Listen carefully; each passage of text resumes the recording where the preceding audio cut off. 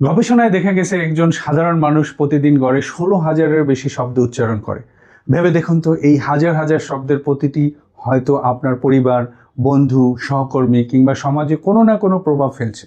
কিন্তু সেই প্রভাব কি সবসময় ইতিবাচক বা ভালো হয়, নাকি কখনো কখনো আপনার কথার কারণে অজান্তেই অন্যের মনে আঘাত পায়, সম্পর্ক ভেঙে যায়, এমনকি নিজের সম্মানও নষ্ট হয়?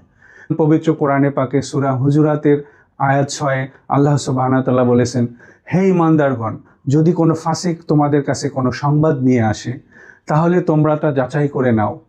এই আশঙ্কায় যে তোমরা অজ্ঞাতবশত কোনো কওমকে আক্রমণ করে বসবে, ফলে তোমরা তোমাদের কৃতকর্মের জন্য লজ্জিত হবে। যাচাই ছাড়া সংবাদ বা কথা প্রচার করা ইসলামে নিষিদ্ধ।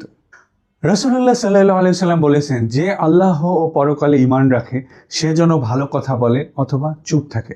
যদি কথা সত্য বা ভালো না হয়, তবে নীরব থাকাই উত্তম।